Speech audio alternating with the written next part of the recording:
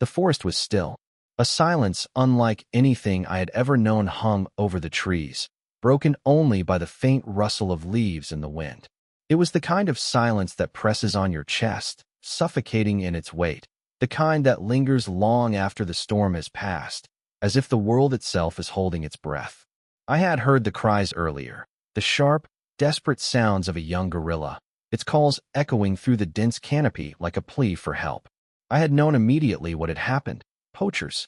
They had taken the gorilla's family, leaving the young one alone, its world shattered by the brutality of humans. I had been tracking the poachers for days, and though I was too late to stop them, I couldn't allow the orphan to suffer any longer. The cries led me deeper into the jungle, each step weighed down by the growing dread that filled me. I knew the risks.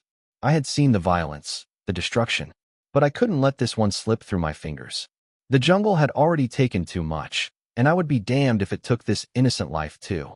I reached the clearing where the young gorilla was hiding, trembling beneath the thick foliage. Its eyes were wide, filled with the same fear that I had seen in the eyes of too many animals, too many children, left orphaned and broken by the hands of poachers. It was no bigger than a child, its tiny hands clutching at the remnants of the forest as if it could somehow escape the pain of its loss. I knelt slowly, trying not to startle it. My voice was quiet, soft. "Hey," I said, my words barely a whisper in the stillness. "I'm not going to hurt you." The gorilla's eyes flicked toward me. The terror in its gaze mirrored the fear I had seen in the eyes of so many before. It was shaking now, but it didn't move, didn't run, didn't hide. It was too young, too lost, to know whether to trust me or to flee. I held out my hand, palm open, giving it the space to make a choice. The gorilla hesitated for a long moment, its breath shaky, its tiny body trembling as though caught between its natural instinct to fear humans and its need for safety. Then, with a slow, uncertain step, it approached. I knew, in that moment, that we had crossed an invisible line. The bond that had started with fear and uncertainty was now, silently, slowly, becoming something more. I wasn't just another human to the young gorilla. I had become something else, a protector, perhaps, or simply a part of the strange, unknown world it now found itself in. For a long time, neither of us moved. I stayed kneeling, my hand still outstretched, and the gorilla, now standing just inches away from me, stared at me with its big, dark eyes.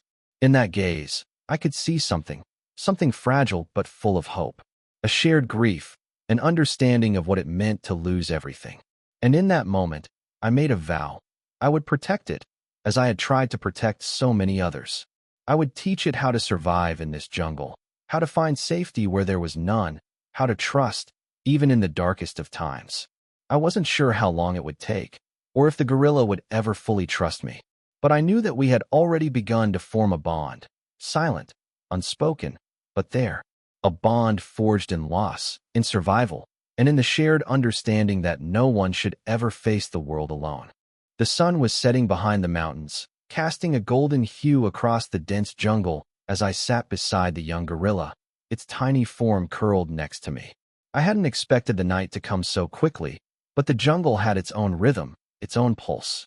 The sounds of the forest, the chirps of insects, the calls of distant birds, seemed to fade as the light dimmed, and in that silence, I realized just how much this creature had already lost. It was difficult to comprehend the pain it must have felt. To lose everything in an instant, to be left alone in the world, with no one to guide or protect you. The gorilla was no older than a few years, its body still too small for the wilds it had been thrust into. It had no one to teach it the ways of the jungle, to show it how to survive. But that was where I came in. I wasn't prepared for the responsibility, nor was I qualified to raise a gorilla. I had spent my life studying wildlife, working with animals in their natural habitats, but this was different. This was not a research project or a rescue mission. It was personal. The young gorilla had trusted me, had made the choice to come to me, and now, we were bound together by a shared need to survive. I had seen this before. Creatures, once thriving in their environment, suddenly orphaned by poachers or by the brutality of nature, forced to adapt quickly or perish. But no two stories were the same, and this one was just beginning. The gorilla had a will to live, that much was clear. But how much of that had been dulled by the trauma it had suffered? I reached out slowly, offering the young gorilla a piece of fruit I had picked earlier. It hesitated at first, its eyes scanning my face, but then, cautiously, it took the offering. I watched, my heart heavy with the realization that survival wasn't just about food or shelter. It was about trust, about the slow and delicate process of building a bond strong enough to carry both of us forward. It took a while before the young gorilla began to move more freely, its limbs no longer stiff with fear. Over the next few days, it started to follow me, staying close, but still unsure, its movements tentative and hesitant. I kept to the edges of the jungle, where the trees were less dense, where the ground was easier to navigate, and where I could teach the gorilla some of the basics of survival: how to find food, how to identify safe shelter, how to stay hidden from predators.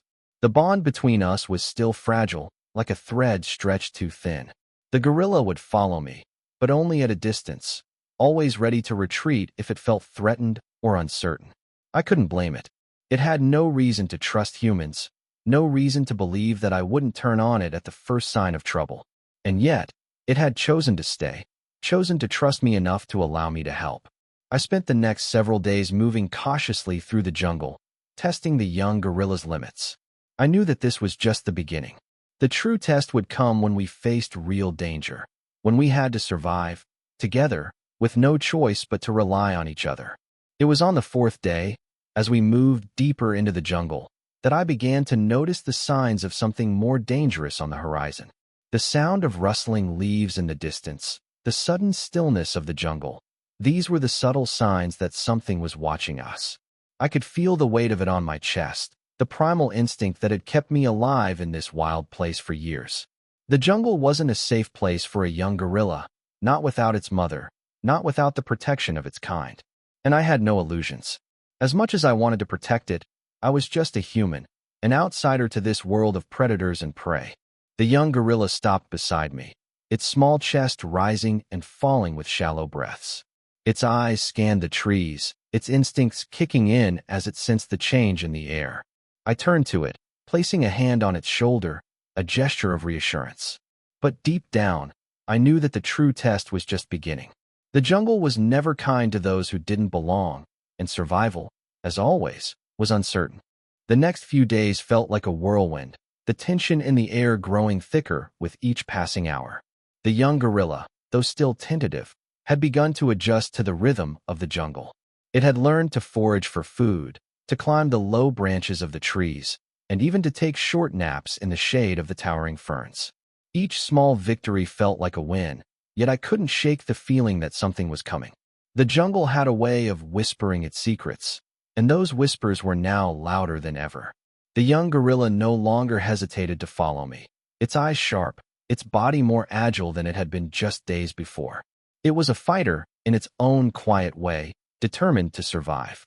I watched it with a mix of awe and responsibility. In some ways, I had become its teacher, guiding it through the basics of this jungle world, showing it how to adapt. But in many ways, it was teaching me as well, reminding me of the raw instincts that connected us all, of the resilience that pulsed through this earth, through every living thing. But survival in the wild wasn't just about adapting. It was about being aware, about knowing when the world around you was changing, when the quiet was not a sign of peace, but of impending danger. And in those first days together, I learned that the jungle never truly gives you peace. It only gives you moments, fleeting and precious, before the storm arrives. We were deep in the forest when I first noticed it. The sudden shift in the air, the stillness that fell over everything. The young gorilla, who had been climbing the low branches of a tree, froze. Its small hands gripped the bark, its eyes scanning the canopy, then the ground, then the trees around us. I knew it before it fully registered in my mind. Something was watching us. I crouched low, my instincts taking over, the rifle slung across my back, now feeling more like a lifeline than a tool. The young gorilla, sensing the change, dropped to the ground beside me, its body tense and alert. The jungle had its own rhythm, and when that rhythm was disturbed, you knew, without question, that you were not alone. I motioned for the gorilla to stay still, my hand pressed lightly against its shoulder. It obeyed, though its body trembled slightly. I scanned the shadows, the darkened corners of the jungle where the light didn't quite reach. And that's when I saw it, a pair of glowing eyes, just beyond the trees, watching us. A leopard. Its body was hidden in the underbrush, its eyes the only thing visible, glowing like twin embers in the growing dusk. I held my breath, knowing that if we made a wrong move, everything could change in an instant. The leopard's eyes never left us, calculating, studying, waiting for the right moment. I couldn't let the gorilla know how close we were to danger. The young one needed to remain calm. Its mother had been taken from it, and now I was the one who stood between it and the predators of this land. I could feel the weight of that responsibility, heavy as the jungle itself. The leopard was waiting, its muscles coiled, ready to strike, but I wouldn't let it have its prey. Not this time. Slowly, I shifted my weight, reaching for a nearby branch and snapping it in half. The sound echoed in the stillness of the jungle, and for a heartbeat, the leopard's gaze flickered to the source of the noise. That was all I needed. I stood, my movements swift, making my presence known, standing taller than I ever had in this wild world. The leopard's eyes narrowed, its body stiffening as it debated its next move. The young gorilla, sensing my intention, stayed close, not daring to move. The leopard hesitated, but only for a moment. It weighed its options, an easy target or a dangerous fight. In the wild, there was no room for hesitation. The leopard darted back into the trees, its form dissolving into the shadows, the quiet broken only by the rustle of leaves. I let out a breath I hadn't realized I had been holding. The young gorilla slowly stood, its body still tense but relaxed enough to acknowledge that the immediate danger had passed. I met its gaze, our eyes locking for a brief moment. It understood. It didn't need words. In that moment, we had both faced a predator together, and we had survived. But as I looked around the jungle, as the sound of the leopard faded into the distance, I knew this was only the beginning. The jungle would always be full of threats, predators, dangers, and obstacles. But with each challenge we faced, I saw the gorilla becoming stronger. Its spirit was unyielding, and as long as it trusted me, as long as I could guide it, we would face those challenges together. The bond we had started with, tentative, fragile, was now something more. Something unspoken, but real. It wasn't just about survival anymore. It was about understanding the wild, knowing its dangers, and facing them head-on, together. And as the sun dipped lower, casting long shadows across the jungle floor, I couldn't help but feel that in this vast, unpredictable world, we were no longer just two survivors. We were a team, and that made all the difference. The jungle, once a place of fear and uncertainty, had begun to feel like home. With each passing day, the bond between the young gorilla and I grew stronger. It followed me through the thick underbrush, mimicking my movements, learning how to navigate the terrain with a growing sense of confidence. There were moments of play, too, when the cub would tumble and roll in the grass, trying to catch insects or swing from branches with increasing agility. But I knew the calm couldn't last forever. Nature, as beautiful and brutal as it was, doesn't offer permanent refuge. The predators would return, the dangers would keep coming, and the lessons we had learned so far would be tested again and again. That night, as I lay under the canopy of trees, the jungle felt different, alive with a hum of energy that sent a shiver down my spine. The wind had picked up, blowing through the trees and carrying with it the faint, distant sound of thunder. The atmosphere was heavy, thick with the promise of rain. But it wasn't the weather that had unsettled me. It was the low growl, echoing from somewhere deeper in the jungle, a sound that made my blood run cold. A lion. I sat up, my instincts immediately taking over. The young gorilla stirred next to me, its eyes wide and alert. I held a finger to my lips, signaling for it to remain still. The jungle had shifted again, and it wasn't a shift I was ready for. I slowly stood, scanning the trees around us. The growl came again, closer this time, followed by a deep, guttural roar. It was unmistakable, a lion, and by the sound of it, a male. The thought of a lion this close sent a wave of dread through me. Lions were formidable predators, but they weren't the biggest threat to a young gorilla. The real danger would come if the lion caught wind of our scent, if it realized we were here. I motioned for the young gorilla to stay behind me, moving cautiously toward the thick underbrush where the sound had come from. The growls were getting closer, and I knew I couldn't let the young gorilla get too close. A lion would kill without hesitation, and a gorilla, even one as young as this, wasn't something I could easily protect in the open. We had to get to shelter, and fast. I looked around, finding a cluster of large, overhanging branches that could provide cover. It wasn't much, but it was enough. The young gorilla looked up at me, its dark eyes wide with uncertainty, but it followed without question. I moved swiftly, staying low, praying that the lion hadn't caught our scent yet. The growls grew louder still, and soon I could hear the thudding of massive paws on the earth. The lion was close, much closer than I had anticipated. My heart hammered in my chest as I crouched beside the young gorilla, pulling it in closer to me, just as the trees began to rustle. A shadow moved through the branches ahead, and then, there it was, the massive, muscular form of the lion, its golden mane shimmering in the low light of the jungle. It was magnificent, but it wasn't just a predator.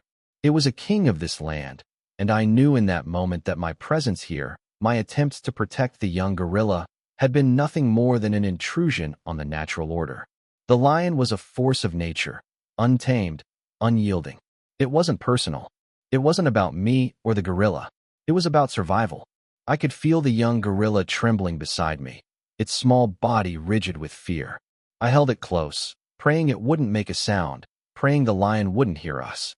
And for a long moment, we stayed there, frozen in the shadows. The lion prowled slowly beneath us, its massive body moving with a grace that defied its size. It paused, sniffing the air, its nostrils flaring.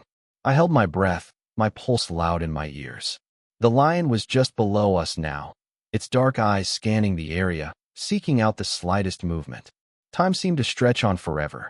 But then, just as it began to move on, something happened. The young gorilla, in its fear, shifted slightly, brushing against the branch with its shoulder. The sound was soft, barely a whisper, but it was enough. The lion's head snapped up, its eyes locking onto us instantly.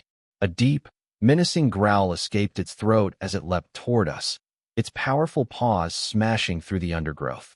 In a split second, I made my move.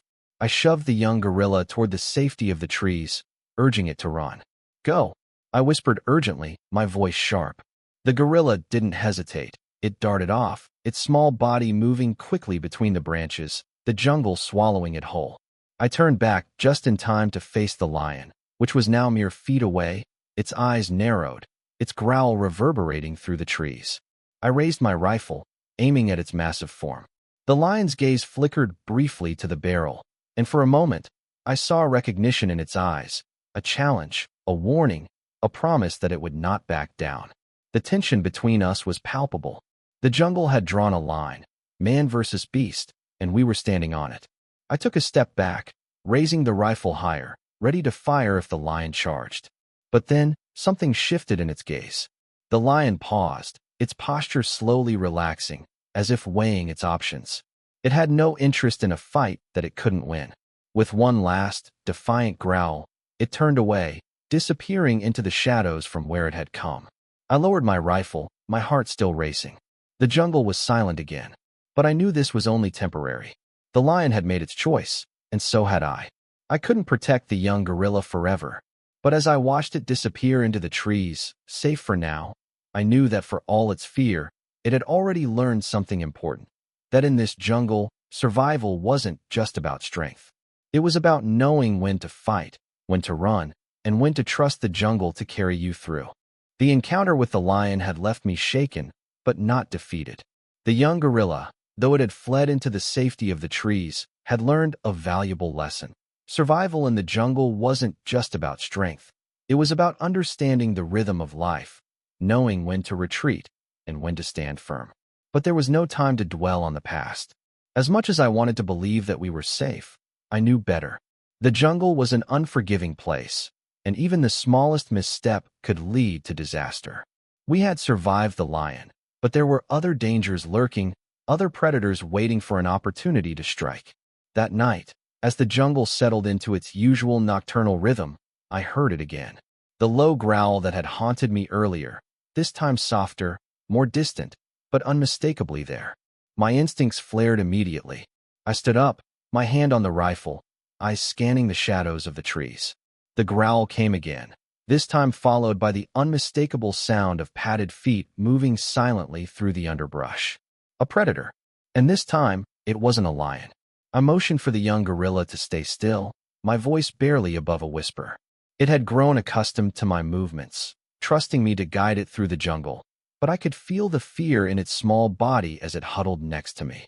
Its eyes flicked toward me for reassurance, but there was nothing I could say. The predator out there wasn't something we could fight head-on, not without putting ourselves in greater danger. I listened carefully, straining to hear the movement in the distance. This was different, quieter, more calculated. It was the sound of something stalking, something hunting, and I had a feeling I knew exactly what it was. The growl came again, closer this time, and I felt my heart rate increase. I crouched low, signaling for the young gorilla to follow me. We moved carefully, making our way toward a thicket where the trees were dense enough to provide some cover. Every step was measured, every sound amplified in the stillness of the jungle. The air around us had grown thicker, the tension palpable. My mind raced with the possibilities, the threats we faced here: snakes, leopards, wild dogs. Any of them could be lurking, waiting for the perfect moment to strike. But there was one predator I feared above all others in this jungle: the jaguar. Its silent approach, its stealth, made it one of the most feared predators in this part of the world. It was powerful, graceful, and deadly, and it hunted alone. I felt the young gorilla move closer to me, its body pressing against mine in silent fear. I didn't need to tell it to stay low. It was instinct now, survival. We could not afford to make a sound. I could see it now, the dark silhouette of the jaguar creeping through the underbrush, its body moving with the fluidity of a shadow. It was nearly invisible in the darkness. The only telltale signs of its presence were its glowing eyes, fixed on its target. I knew we couldn't outrun it. The young gorilla, still too small to climb high into the trees or to move fast enough to escape, would not survive a confrontation with this predator. My only option was to keep it distracted, to draw the jaguar's attention away from the cub long enough for us to make it to safety. I reached into my pack, pulling out a handful of rocks, hoping to use them as a distraction. With my heart racing, I hurled one of them into the distance, hoping to draw the jaguar's gaze for even a moment. The rock landed with a soft thud in the underbrush, and for a heartbeat, everything stopped. The jaguar's eyes flickered toward the noise, its body tensing as it shifted toward the distraction. I motioned for the young gorilla to move, just as I took another step toward the predator. The jaguar's eyes were on me now, but it was too late. The young gorilla had already begun its retreat, its small body darting between the trees, following my lead. I stayed close, moving with slow, deliberate steps, trying to remain as silent as possible. The jaguar's gaze never wavered, but it hesitated, its body still. I knew it would strike at the first opportunity, and I wasn't willing to give it one. Every fiber of my being was alert, every instinct honed to protect the young gorilla as we moved through the jungle. For what felt like an eternity, we remained frozen, the jaguar's eyes locked on us, its breath steady, as if it were waiting for us to make a fatal mistake. But then, just as quickly as it had come, the jaguar shifted, its body melting back into the shadows. I could feel the tension in the air dissolve as it retreated into the jungle. We were safe, for now. I didn't wait to see if it would come back. I turned and ran, leading the young gorilla through the underbrush, my heart pounding in my chest. We moved swiftly, making our way toward the higher ground where we could find shelter. The jungle was alive with the sound of our escape, the call of the wild growing louder as we pressed on. As we reached the ridge, I paused for just a moment, looking back into the jungle. The jaguar was gone, but its presence lingered in the air like a shadow. The young gorilla stood beside me, its body shaking with the remnants of fear, but its eyes now filled with something more: resilience. It had survived another night in the wild. We both had, but the jungle had shown me something I hadn't fully realized until now. Survival was never guaranteed.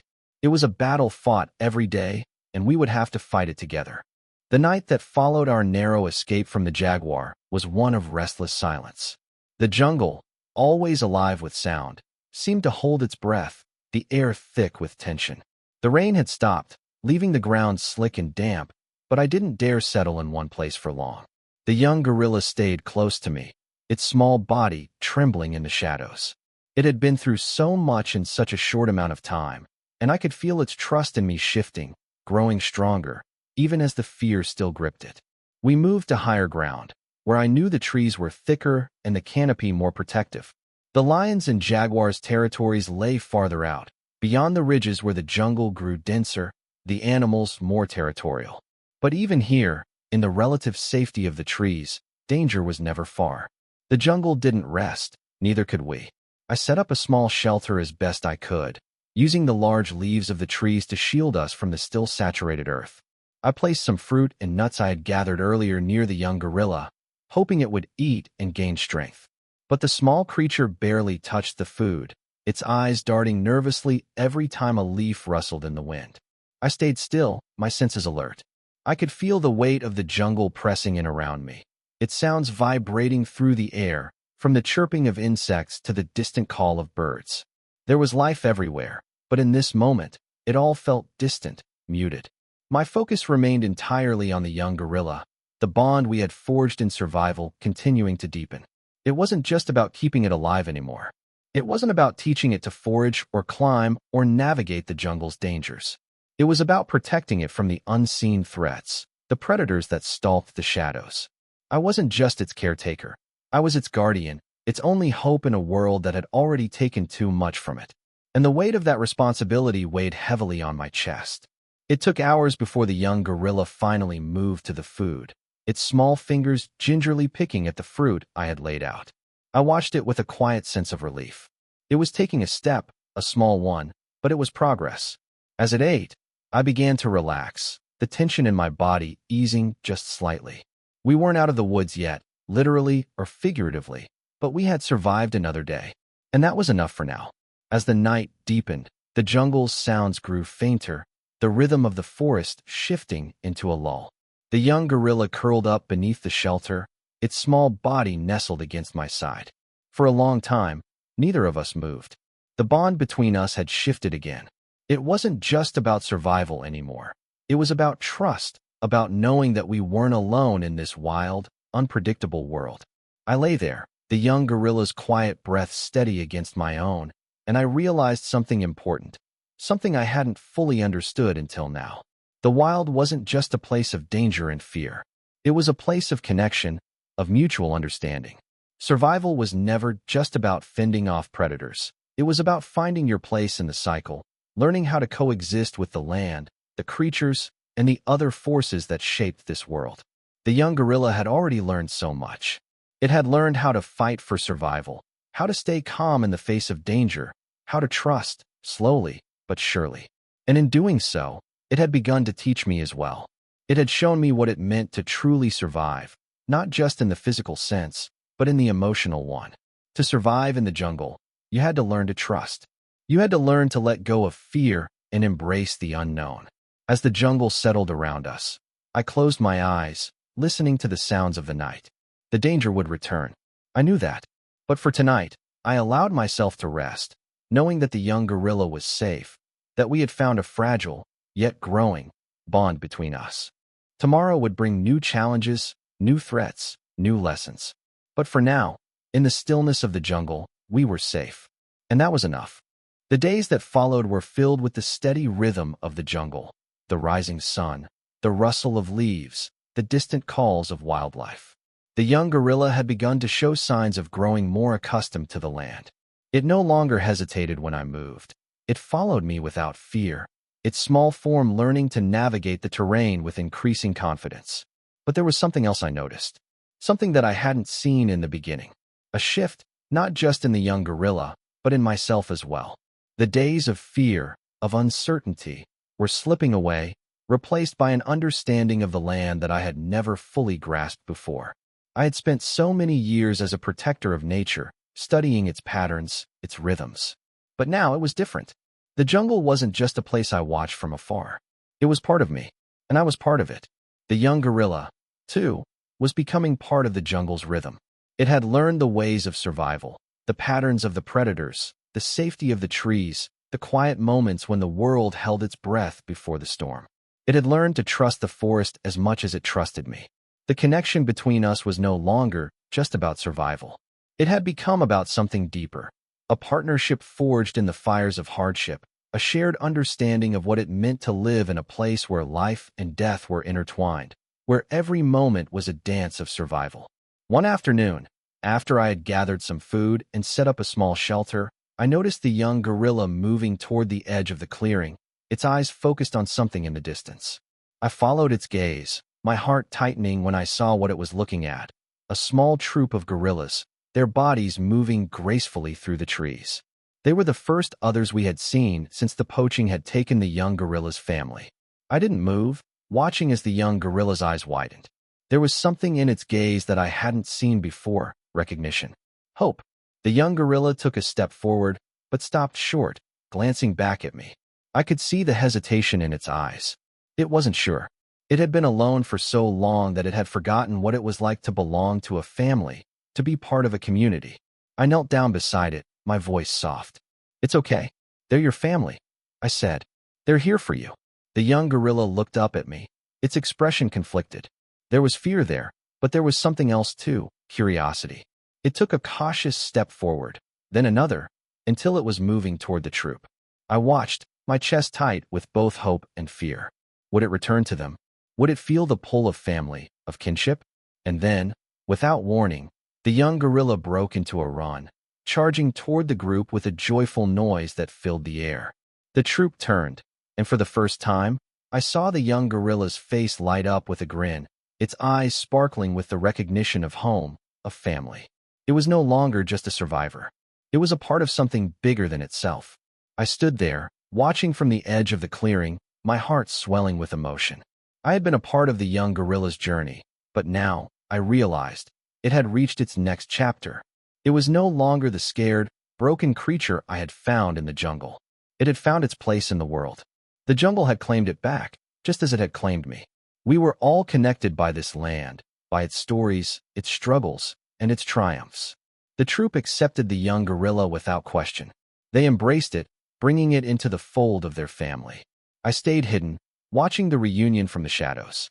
It wasn't my place to intervene anymore. The jungle had done its work. The young gorilla had healed, had found its place in the world again. As the sun began to dip below the horizon, painting the sky with shades of pink and gold, I turned away.